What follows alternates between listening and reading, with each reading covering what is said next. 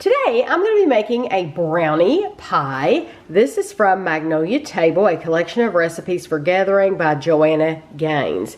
This is Ashley's cookbook, and I asked her if I could borrow it to see if I wanted to make any yummy treats, and she let me borrow it. So I'm going to tell you what you're going to need. First, there is only one place that I'm making just a small substitution. It's really not bad at all, but for the most part, I'm following the ingredients as she gives them. So you need 1 stick of just regular salted butter. This is my substitution. You need 2 ounces of unsweetened chocolate, coarsely chopped.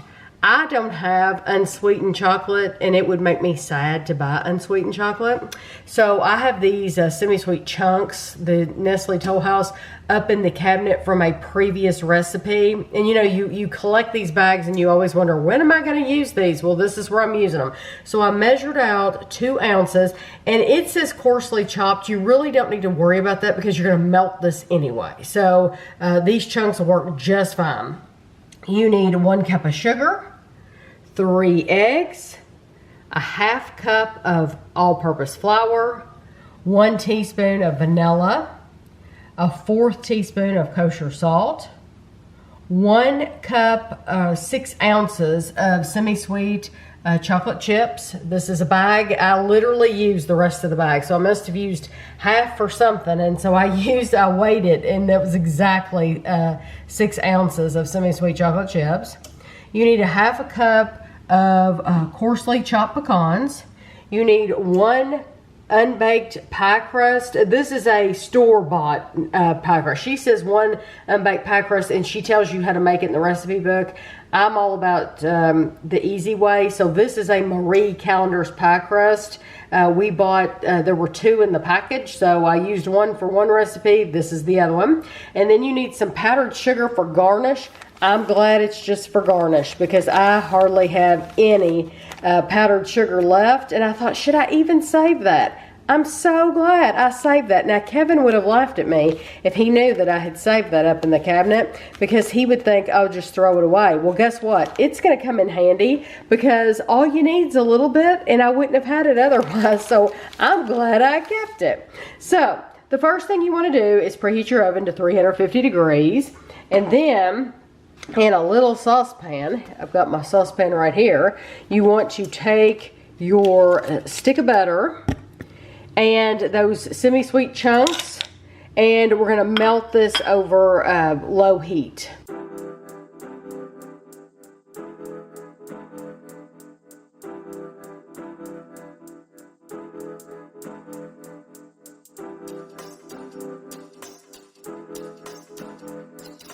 My chocolate and butter is melted, so I'm going to pour it in my mixer here, my KitchenAid.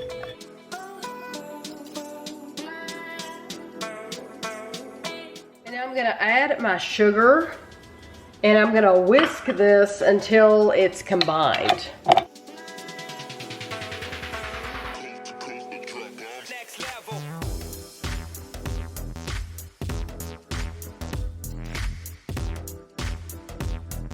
Okay, now the directions say to just let it sit here start a timer for 10 minutes. You just want that chocolate to cool off before we start adding eggs to it because you don't want to cook your eggs. So I'm gonna set a timer for 10 minutes and then we'll come back.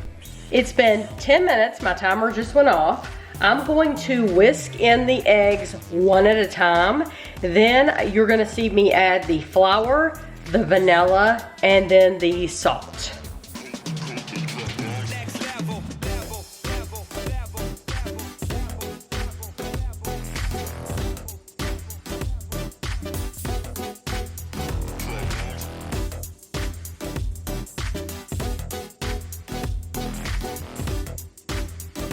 So now you want to fold in your chocolate morsels and your pecans. And then we're going to pour this whole thing into our pie shell.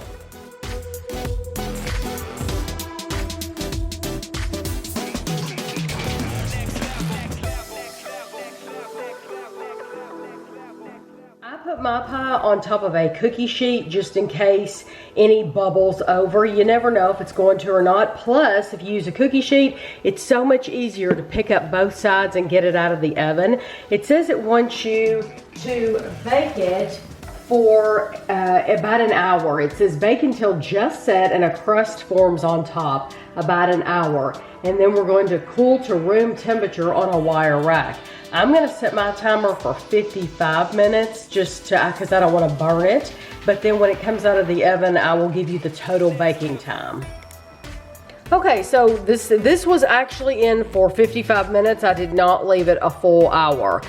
So it's hot. It's gonna sit here until it reaches room temperature. And then I showed you that powdered sugar in the back, in the beginning of the video. We don't wanna put the powdered sugar on until we're getting ready to serve it. This has been sitting at room temperature for several hours. Completely unlike me to let something cool completely, but it just happens that we have just now had the opportunity to dig into this. So it's very flaky. It's, you can see how it kind of is like cracking. Yeah, it's flaky. So, take it out like this. And it looks great. And now what you want to do is you want to put powdered sugar on your piece. You just want to get a little powdered sugar. It doesn't even tell you how much. It's literally just for looks.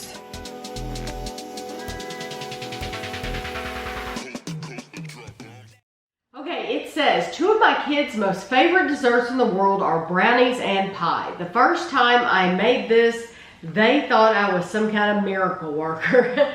This really is the best of both worlds. Rich brownies with chocolate chips and nuts baked into a flaky pie crust.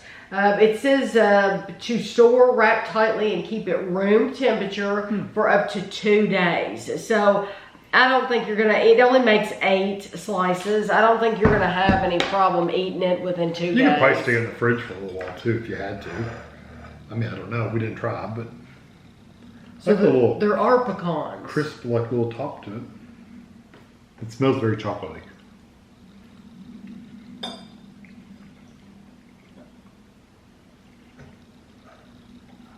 That's the texture of like a brownie batter because it's very soft. It is. Like a pie should be. It's a texture of a like a chocolate cream pie or something. It's very rich. Very, very rich. Like make your teeth hurt rich. I love the pecans. The pecans really add a lot.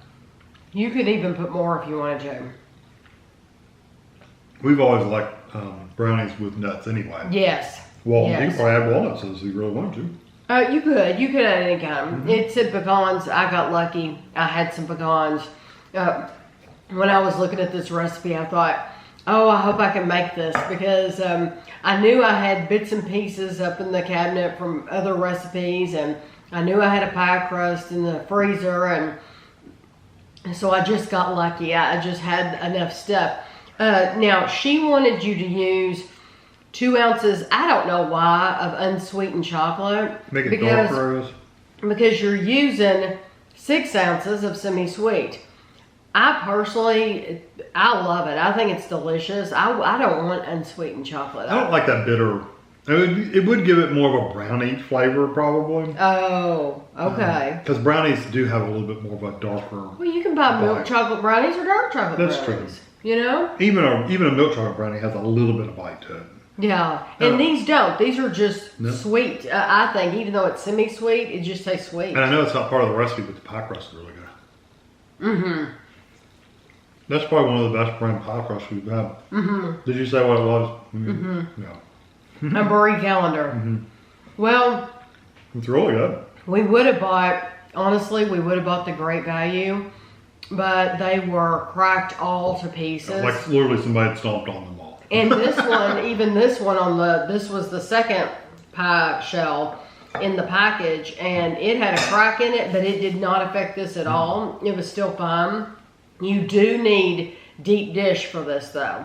So if you get a regular pie pan, The ones that are this thin. yeah, you're not going to be able to fill it up as full as I did. This was the perfect size though for a deep dish.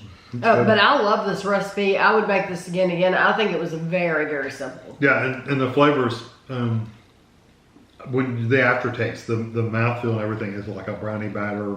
Yeah. The flavors left in my mouth is like I've had brownie. Yes, it's not like a cake brownie. It's more like It's more like a cream pie. Like a chocolate cream pie, coconut cream pie, something like that. Yes. That kind of gelatinous kind of texture. Right, but very, very simple. And of course, if you wanted to zhuzh it up, you could put like caramel syrup, or you could have it raspberry sauce or something with like ice cream, whatever. It's going to be delicious. Ooh, So, ice cream, vanilla. yeah, vanilla ice cream. Oh yeah, vanilla ice cream is always good. But I hope you enjoyed the video, and thanks for watching.